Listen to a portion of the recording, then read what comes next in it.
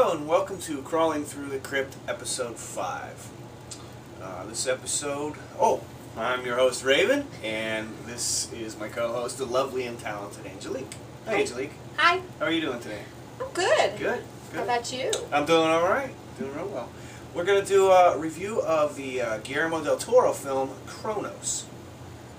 Pretty much a classic in the horror genre these days. So, Angelique, why don't you give our viewers a little bit of a synopsis of what this film is about, Okay. without giving too much plot away.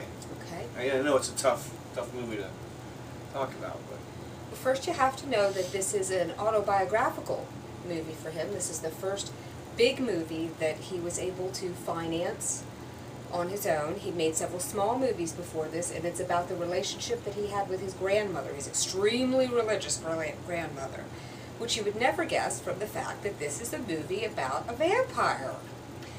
Okay, the idea behind the movie is that during the 16th century, an alchemist created a beautiful little gold mechanism, a scarab, to house a living creature that when the scarab touches someone, it pierces their skin and makes them hungry for blood. If they allow the scarab to stay in contact with them and the creature to stay in contact with them, they can live forever as a vampire. ostensibly immortal, yes. Yes. The alchemist was in the 1500s. And Lived a good 400 years or so.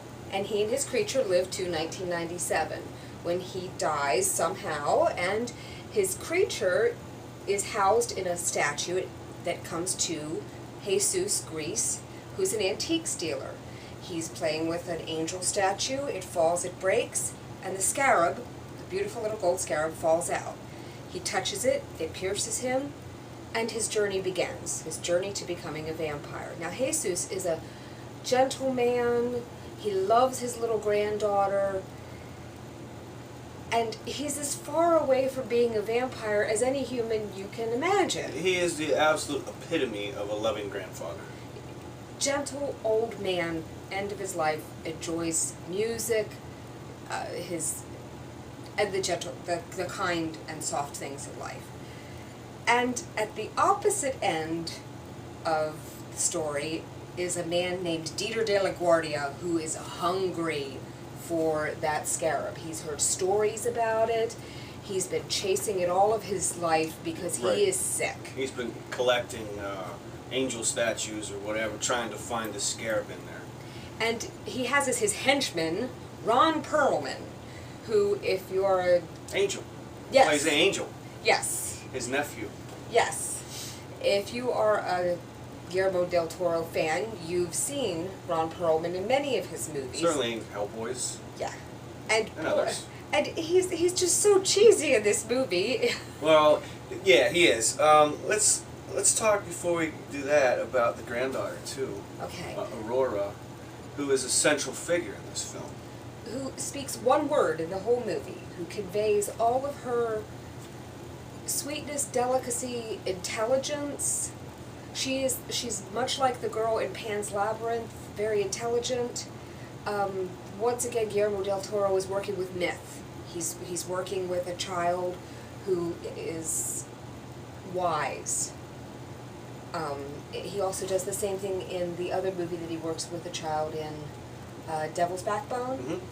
Certainly. He loves working with myth and he loves working with children. He is another wise child in this movie. The child sees her grandfather turning into a vampire when he dies in the movie and returns from the dead. She's not scared of him or surprised. Aurora has no reaction to it at all, other than to let him use his... To love him and try to help him... Shelter him. Do what he needs to do to keep on going. She cleans out their toy box so he can use it as his coffin. That's right. She has a giant toy chest and he sleeps in there. And let's talk just a little bit about the performances. You had mentioned Ron Perlman being kind of over the top. Now, I thought it was, a 1997 film where Ron Perlman really is... 93. I'm sorry, 93? 93, even older than that. This is Del Toro's first major film. And he's over the top with it. He's overacting. He's He's a bad guy. Called it Cro-Magnon shtick. He's almost comical about it. Not that it's funny, but he's just so over the top with it. And I think Lupi is the name, Federico Lupi is the name of the gentleman who plays the central character, I think, yes. He does a really good job. Federico Lupi, hugely talented. As you see him in the beginning, he's a doting grandfather. Very gentlemanly. His transformation is, it's not a big giant werewolf transformation, but it's slow. It's there's a scene where he's licking the drinking blood off a bathroom floor public bathroom because he just can't help himself. He needs that blood now. So his descent into vampirism is pretty interesting. And the choice he has to make at the very end, whether he will be a beast or not in order to be immortal, we're not going to tell you what choice he makes, but you would think he loves Aurora enough to want to choose to live with her forever. You'd think that it would be an easy choice, but he shows you his deep humanity. Well, it's definitely not a moral issue there, you know. In order for him to survive, he must have human blood. How do you get human blood? Well, you can't go into the 7-Eleven and buy some. So you got to get it from other living humans. I also like, Angelique, I just want to touch on, there's a scene where he's having a conflict with Ron Perlman's character, Angel, and the grandfather says something to the effect of, for me it's just pain. Because he can feel pain, but it doesn't kill him. Well, he dies, but he comes right back. You know, his body sort of degenerates a little bit until he gets more blood. His vampire is more like a zombie. Kind of. It's very unique. It's not it's not a Twilight vampire. It's not Dracula. He doesn't have teeth. He doesn't have any particular supernatural powers. He just endures. Other than he can't really die as long as he's connected with his scarab. Which makes him deeply human. That seems to be the essence of Del Toro, though, doesn't it? His myths are it's about what makes us human, love. I think that's a big part of it, yeah. Yeah, he you know, Del Toro can do things like Hellboy and Blade 2, where they're just action. But he also has a deeper side, the Pan's Labyrinth, Devil's Backbone, Cronos, in which, you know, you can delve real deep into this film and pick out a lot of different subtext and a lot of different ways to look at it. I think it's one that, you know, you could certainly watch this one 5 times and get something different from it each time, don't you think? And when you add this to the huge and ever-expanding catalog of vampire movies that are in existence, you could look at Frank Langella's Dracula that's sensuous and heterosexual. You could look at the vampire movies that you like that are the lesbian vampire movies. Oh, yeah. Vampiros Lesbos. Yeah, no, I know what you're saying. You have the Anne Rice style kind of, I don't want to say it, homoerotic type vampires, certainly. You could look at the Twilight series that are teenage erotica. Or the 30 Days of Night, where they're more beastly. Oh my gosh, yeah. They're such a huge Nosferatu.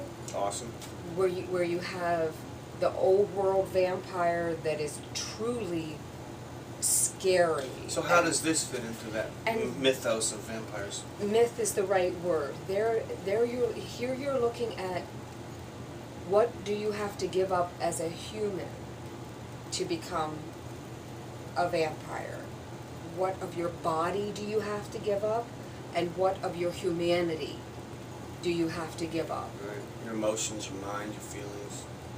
And everything has a consequence. It's beautiful from that. And as all Del Toro myths, not his action movies, but his myths. Again, we're looking at Pan's Labyrinth, Devil's Backbone, the stuff that's more autobiographical for him, more from his imagination rather than him adding his imagination to someone else's pre-existing work.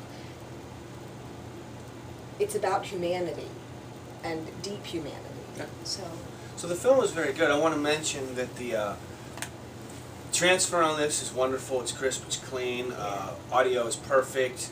If you get the re-released edition, I believe it's Criterion. I'm not sure of that, but It's a re-released edition. It comes with this really awesome book inside. Oh yeah. Explaining a lot of different things, some scripts, With his director's notes, a little bit of history about Cronos. It's really a wonderful little package here. Definitely worth your money. So, You could tell it's his first. I would say the only problems, if you want to look at problems with it, you could tell it's his first big movie. That it's his first venture into. Because the special effects with the skin aren't. right, They look like cheese rind. It's a self cheese rind. Did you think? I never thought of it like that. You can tell it's self-financed, and he didn't rein in Ron Perlman's over the top acting at all. That was cheese. That was a cheese rind problem too. There you go, absolutely. But all in all, I'd say for a first-time director, he did an amazing job with an original myth. And the quality of acting he got out of these people. Oh. Certainly.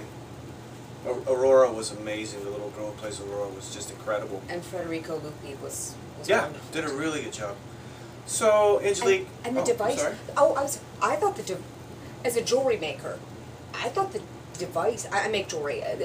The device was beautiful. The scarab device? Oh, the scarab, yeah, it was intricate. It had cogs and wheels and gears inside, and the thing was only this big, but, you know, it was very intricate. It had, like... You know, a scarab was like a beetle bug thing. It had these legs that came out that pierced into your skin or whatever.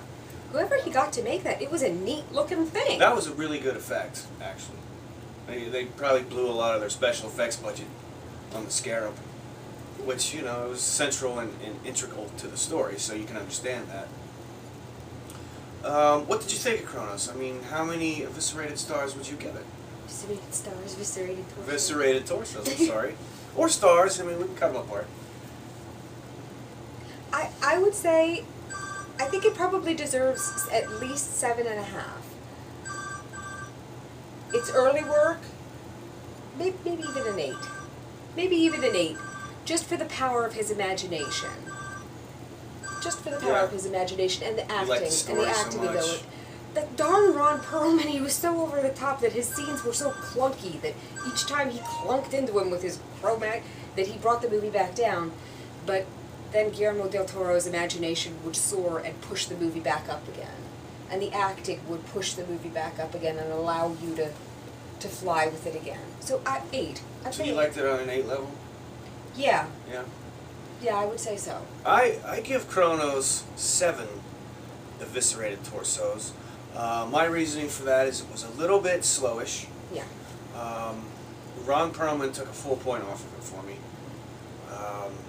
But otherwise, I thought it was a fine film. It's definitely one with some depth to it. If you're not looking for Piranha or Hatchet-style thrills and chills, and you're willing to invest a little bit of time and think, it's definitely well worth your time. It's a thinking man's horror film, I would say.